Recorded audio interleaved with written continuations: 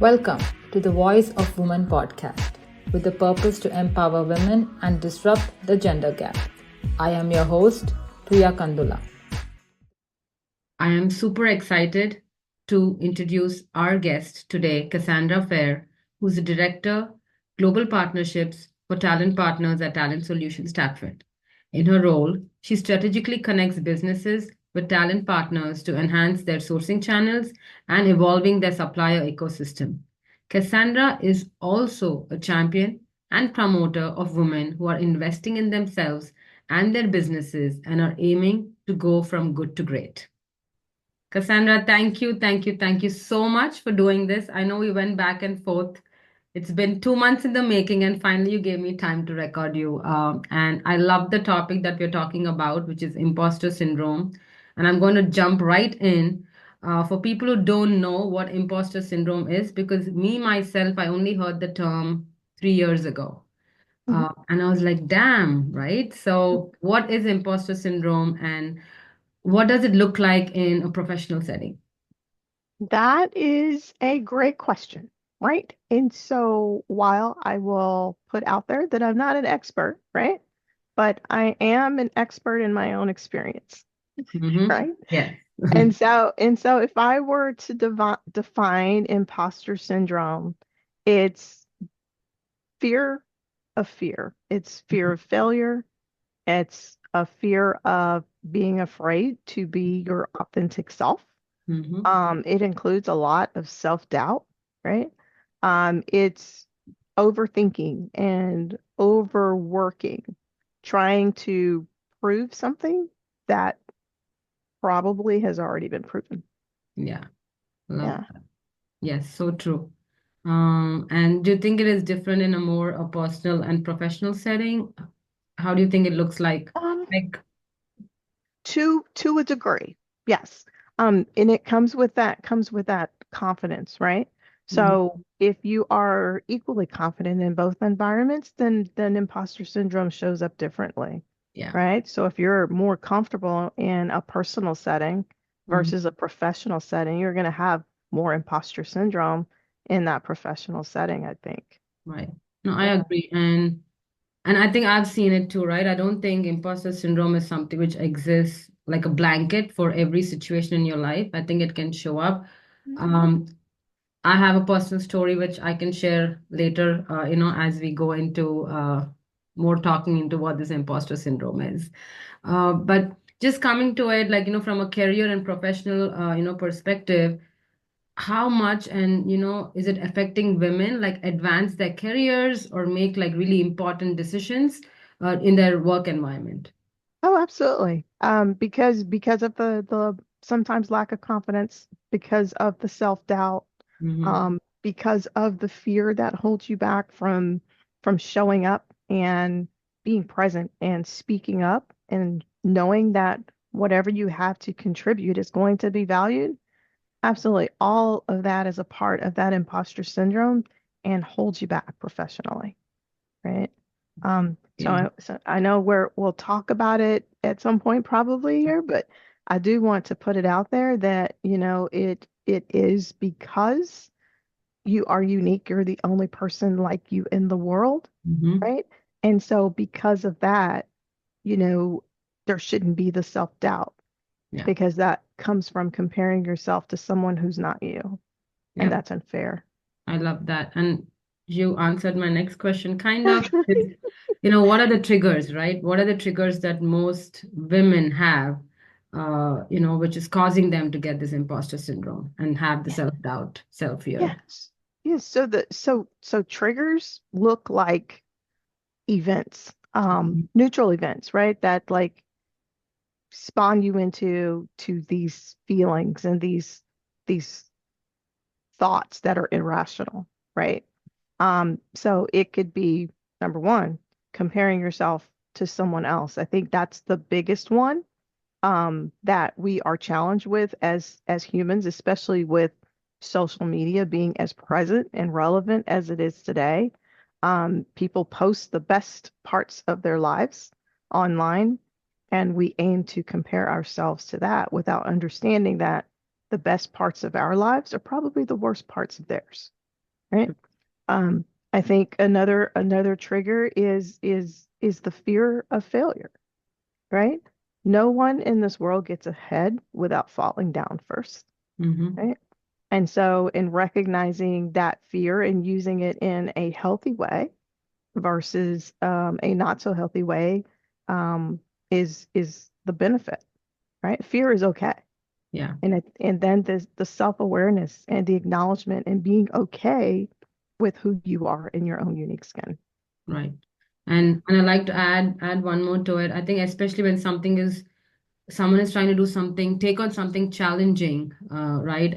Obviously, the self-doubt creeps in. And I think even there, they're like, who am I to do this? Or, will I be able to do this? So I think anytime somebody's trying to do something new, push their boundaries, we are bound to have imposter syndrome, I think, too. Absolutely. I mean, and that's just the thing. So when it comes to dreams, when it comes to accomplishing big goals, if the goal is not big enough, if the dream does not scare you, Yeah, then it's not the right dream, right? yeah. So again, taking on that project that you don't think you're worthy of, Hmm. stepping out into that business you don't think you're going to succeed at, Yeah, is absolutely, yes, it is a trigger, right, but it is also an opportunity. right. And I think the other thing I want to talk about is cultures, right? Especially today in our work environment with diversity, we have so many cultures around us. We have so much representation, which is amazing and awesome. But also, do you think there are certain cultures which can have a lot more imposter syndrome or self-doubt versus others? So I don't think there is one culture that has a better grasp on imposter syndrome than another. Mm-hmm. And here's why. Because when it comes to diversity, when it comes to culture, right? Everyone in that culture sees themselves in a certain way based on those cultural values, how they identify. Mm-hmm. So imposter syndrome is going to happen just by the clear definition of what imposter syndrome is, Yeah. regardless of the culture. Mm-hmm. Now, when it comes to that cultural difference in the workplace, absolutely there is a difference, right? Because in the workplace, it is systemically aligned to what should and should not happen from a societal perspective, Mm-hmm. from a majority perspective, right? Yeah. And so we often try to redefine ourselves to fit a mold of acceptance because of that fear of not being accepted, not having our opinions valued, Mm-hmm. and which feeds into that self-doubt. Right. And then a lot of anxiety comes with it. Right. No, I love that you brought it up. And I have one scenario for you, right, Cassandra? Mhm, Like, I think for me, which is very close to my heart, obviously, mhm, is there are a lot of Indians who work right now in IT, non-IT, just in a lot of places. We do notice that, their English speaking capabilities are not always in par, with a lot of people around them. So I've noticed when I was working, in a professional setting that mhm, sometimes, when you're in a bigger meeting, they mhm, would be shy to speak, even though they had the most brilliant idea or the most, informative technical knowledge on, how to solve a certain thing. They would always come outside of the meeting and then, tell it to the manager on a one-on-one versus, mhm, being able to speak in a meeting. So when I was growing up, I came to school here, and then when I got my first job, I mhm, always felt like oh my God, like, I did see that, the people who were more, stayed longer here mhm, were a lot more confident than, me or, people, who came from India to work, right? So mhm, I did feel like, oh, so there was some imposter syndrome, right? Like, can I speak? Will they understand what I speak and all these questions? But I've also realized that over time, if you just have that and you don't work on yourself, then nothing is going to change, right? Like, yep, yeah. yeah, yeah. Um, so I think my next question to you is, how do we learn to catch ourselves that, we have something called an imposter syndrome. It's Mhm, normal to have it. mhm. And how do I work on myself to overcome it? And that is another great question, right? It really is embracing who you are as a person and Mhm, investing in yourself, right? mhm, Building your support team, building your accountability team. Some of mhm. those people could be different and some of them could be the same. But Right. your accountability person is going to call you out, you Mhm. know, very much like you did before this call, right? When I was experiencing some imposter syndrome of my own, right? And then the support group who's going to stand by you and be your cheerleader and tell you, yes, you can do it. No, you're inside of your head, get out of your head kind of thing, right? And so having that group of support and accountability, regardless of gender, right? Right. Get into a mentorship program. Yeah. Invest in yourself. I mean, if it's really holding you back in a lot of areas of your life, I always, advocate for, seeking professional help and working through it with a therapist or something like that. And just surround yourself with positive content and continuous learning. I, I, I I loved what you said, and there was so much there. So I really want to take the time to All unpack right. it. So one, you said, you have to surround yourself with the right people who are calling you out in the sweetest way so that, you're pushing your boundaries. But I Mhm, also loved where you said, get some professional help. It could be mhm, a therapist, it could be a life coach, it could be an accountability coach. It doesn't matter. I think that is so important. People don't realize and they still think it's a taboo to have somebody, pushing your limits. I really love these 2 points.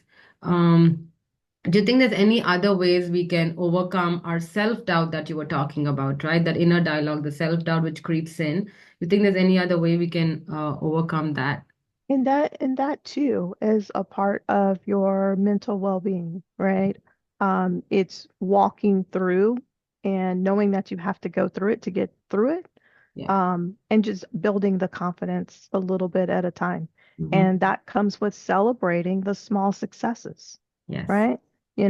Understanding the fact that you've been invited to lead a project that's daunting, Mhm. um, to take on an initiative that you don't think you're fit for is something to be celebrated. Someone Right. recognized you Right. for that, even though you don't yet see it in yourself.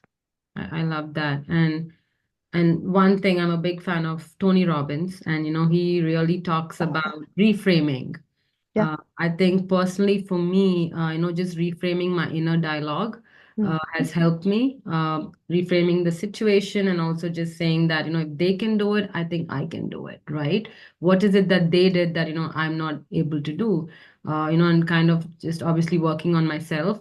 But just reframing that inner Mhm. self-doubt of, oh my God, can I do it? Oh my God, can I get on stage and, talk at, one of these conferences? And, it always comes in for me, right? If somebody gives me a speaking engagement, I'm like, oh my God, you think Mhm. Mhm. I'm okay to talk about it? And, things like that. And there'll be all these people in the audience who are more knowledgeable than me and, who know more than me. Who am I to be, invited versus somebody else? Like, I think this comes up a lot for a lot of people. And I think for me, I think that's where, my inner dialogue of, reframing it and saying Yes. that I think I can provide value, right? I am knowledgeable, and just saying things like that to Yeah. yourself. And like Yeah. you said, looking for proof in the past, Yeah. right? Like Yeah. celebrating little victories, making a note of them, and saying that, but you provided value here and here, so you can do it here as well. I think is so important. Right. So it's, so public speaking, for example. Right, So, just that example, it's daunting for a lot of people, right, right? And yes, imposter syndrome comes up because it's like, I'm going to be in front of this audience. I have to speak to, X number of people right. or the content, right? But have you spoken before? Mm-hmm. Right. Yes, you do it every day, Yeah, right? yeah, And so, like you said, you reframe it so that it makes sense and you can bring it down right, to a level of acceptance from within. right. Yeah. And just in your personal journey, just coming to imposter syndrome, can you give like one or two examples of either yourself or, somebody you helped, or because I know you mentor a lot of people, which is amazing, and I love that. Anything where, somebody can take away from this and be like, oh my God, I have that too. And All I have to do is, Um, this little change. yeah. So, oh my gosh. So imposter syndrome, I'm going to speak personally, right? Right. Is something that I have struggled with for a very long time, Mm-hmm. right? Um, and over the course of the years, I've gotten better. Right. So I don't think it will ever go away because the triggers are still there. They're still a part of who I am as a Mm-hmm. part of my fabric, right? It's who I am as a person. Right. And Yeah. so me understanding that vulnerability is okay. It's Mm-hmm. it's it's okay to show who you are. It's Right. okay to be human, and that may help someone else along the way, Right. right? And so when I bring this up because it has held me back probably professionally more than anything else. Mm-hmm. It's it's like your example of, the technology people, who have the answers but are afraid to speak up in the meeting. Mm-hmm. That used to be me, right? Yeah. Because I was afraid. I knew the answer. Mm-hmm. I knew the direction and I could see the pitfalls of the conversation. Mm-hmm. But I was afraid to speak up because I didn't want to be ousted. I Right. didn't want to be called, oh, that's the problem child. Mm-hmm. Every time she comes to the meeting, she says something that we don't agree with, right? But over time, I realized if I didn't say something, it Mm-hmm. was more detrimental than not saying something. So Wow. if I really wanted to have an impact and I really wanted to not only succeed myself, but have the success of the others to follow along with me, Mm-hmm. then it was my obligation to speak up and share what I had to share. Wow. Love that. I just love that. That is empowering. Thank you so much for being vulnerable and Yeah. sharing that story. One thing I always talk about with women leaders, especially, is we look at women leaders on stage or doing all these amazing things. People in the mid management or somebody who's just starting off their career think they were born with confidence, right? They just think that, oh, they just have it. They don't understand that everybody went through a struggle, and it's so important for women leaders to share those little Mhm. things that they went through so that somebody else who's trying to be like them also sees that I'm going through that struggle. So I can be a Cassandra Faire one day, right? So I think Yeah. that is so important. And I think that is so true. I think even for me, I think my biggest fear was stage fear. Uh, Mhm. I can talk in an informal setting for hours, but I could never get on stage and actually talk. But just having a company and wanting to talk to your employees or just share the Mhm. knowledge that you have. And I'm so passionate about mental health of women Mhm. and emotional health, Yeah. that I said if I don't go and put myself out there and share what I'm learning, how are people going to know, right? And if you're reading 10 books, right, and you're Mhm. able to make that into a 5 minute takeaway, key takeaways, and Mhm. I was like, oh, if I know it, everybody knows it. Huh. But then I realized that no, what not Right. everybody knows it, right? So, Right. so I think that's the inner dialogue I keep telling myself that, just because you know it, that doesn't mean everybody knows it. You just read an entire book. Maybe there are people who didn't read it. You Mhm. want to save time for them and you want to put that out there, right? Absolutely. Um, so I think that inner dialogue, and where you said that self-doubt and inner dialogue is so important, just to overcome imposter syndrome. But Absolutely it is. Yeah. so, Cassandra, I know some of us are really, really lucky that, we have our tribe of women helping each other and, really pushing us. What advice do you have for, women in a professional setting, who are looking for that help, right? Who are looking for that tribe, especially women, who are just entering the workforce?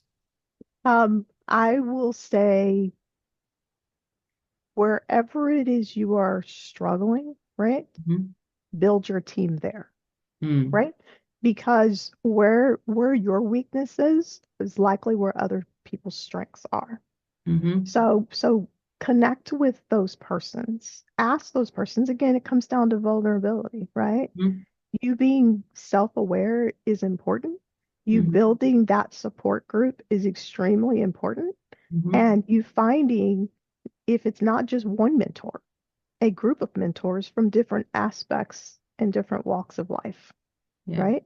Having a mentor who's professional in the position that you desire to go, right? Having a mentor, who has the revenue targets that you're trying to seek as a business, right? Right. Connect yourself with them, understand what they've gone through in their path, right? And then conversely, I would say continue to invest in yourself, Right. right? So if you have problems with public speaking, right? Seek out opportunities where you can grow in that area, Right. right? And then if it's systemic and it's holding you back, anxiety and depression and all those things that come with it from a well-being perspective, seek out that help. Yeah. Have Yeah. someone walk along with you.